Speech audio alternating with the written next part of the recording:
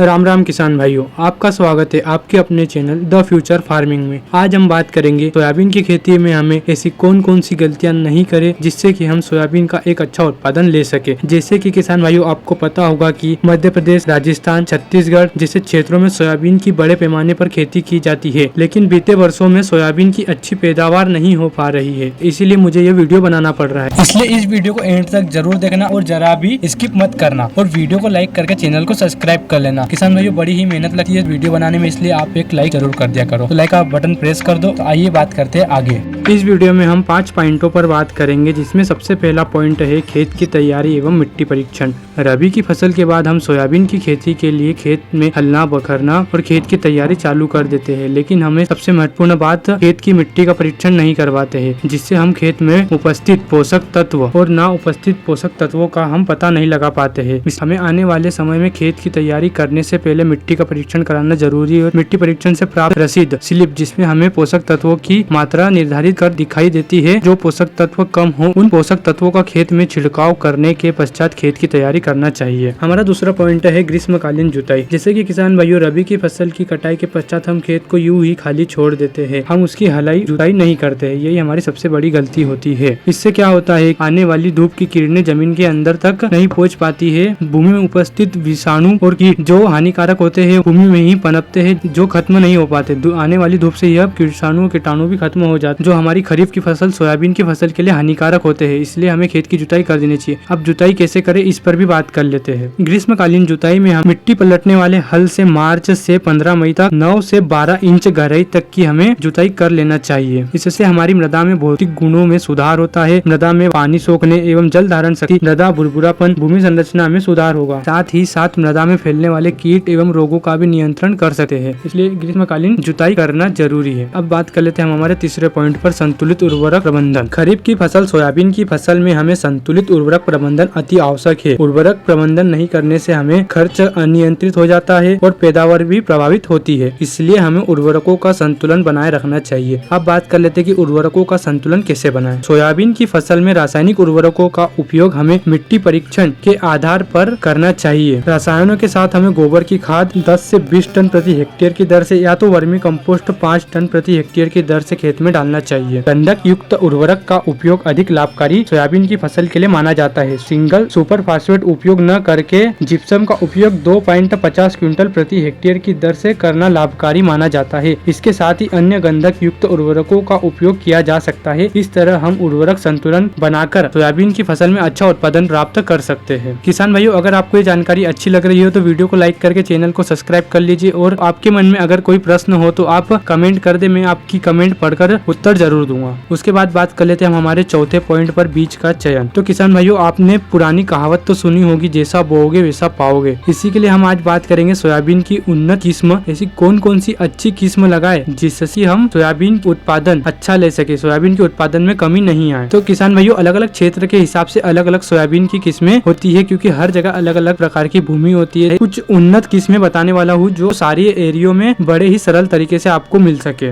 इसमें उन्नत किस्मों में हम बात करते हैं, सबसे पहली किस्म JS 335 अवधि मध्यम होती है। 95 से 100 दिन के मध्य में पक जाती है और 25 से 30 कुंटल प्रति हेक्टेयर की दर से उपज देती है। दूसरी किस्म की बात करें तो JS 9305 अवधि अगेती होती है। 90 से 95 दिनों में पक जाती है और 20 से 25 कुंटल प्रति हेक्टेयर की दर से उपज देती है। तीसरी किस्म की बात करें JS 9560 अवधि अगेती होती है। 80 से 85 दिन में पक जाती है और 20 से 25 कुंटल प्रति हेक्टेयर की दर से उपज देती है। JS 9752 अवधि मध्यम होती है। 100 से 100 दिन में पकती है और 25 से 30 कुंटल प्रति हेक्टेयर की दर से उपज देती है। उसके बाद अगली किस्म की बात करें JS 2029 अवधि मध्यम, 90 से 95 दिन में पक जाती है, 25 से 30 कुंटल प्रति हेक्टेयर की दर से उपज देती है।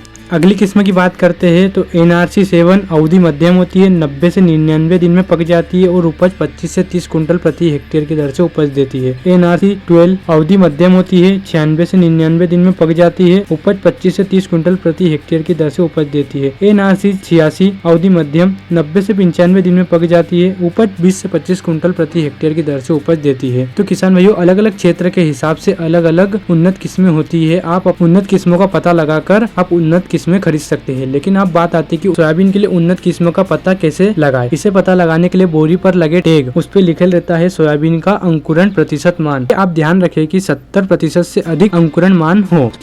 किसान भाई हम बात करते हैं कि बीजोपचार कैसे करें। बीजोपचार करने के लिए सोयाबीन के बीजों को हमें थायरम कार्बेडाइजिम 2:1 के 3 ग्राम मिश्रण अथवा थायरम कार्बो ऑक्साइड 2.5 ग्राम अथवा थामोमिथेक्सम 78 WS 3 ग्राम अथवा ट्राइकोडर्मा वीडी 5 ग्राम प्रति किलोग्राम बीज की दर से हमें अंकुरित कर खेत में बुआई करना चाहिए, जिससे कि हमारे बीजों को कोई भी कीट रोग क्षति नहीं पहुंचाते। अब बात कर लेते हैं हम कीट नियंत्रण का। कीट नियंत्रण हम 2 तरीकों से कर सकते हैं। सबसे पहला जैविक तरीका और दूसरा रासायनिक तरीका। सबसे पहले बात कर लेते हैं हम जैविक तरीके की। जैविक तरीके में हम नीम का तेल या लाइट रेट का उपयोग कर सकते हैं। प्रभावित एवं क्षतिग्रस्त पौधे को दूर ले जाकर जला सकते हैं या उसे जमीन में गाड़ सकते हैं। इस तरीके से हम कीटों का जैविक रूप से नियंत्रण कर सकते हैं। अब दूसरा पॉइंट की बात करें तो रासायनिक तरीका, जिसमें हम कुछ दवाओं का उपयोग कर खेत में कीटों का नियंत्रण कर सकते हैं। जैसे कि किसान भाइयों, मैंने आपको बताया है कि मैंने सोयाबीन की संपूर्ण खेती पर एक वीडियो बनाकर रखी है, जो आप आई बटन में देख सकते हो, जहाँ वहाँ जाकर आप संपूर्ण कीट एवं रोग का नियंत्रण देख सकते हो। तो किसान भाइयों, अगर ये वीडियो आपको अच्छी लगी हो तो वीडियो को लाइक करके चैनल को सब्सक्राइब कर लीजिए। और अगर आपके मन में कोई प्रश्न उठ रहा हो तो जल्दी से कमेंट कर दीजिए, मैं आपके प्रश्न का जरूर उत्तर दूंगा। और ऐसी जानकारी के लिए इस चैनल को सब्सक्राइब कर लीजिए। धन्यवाद।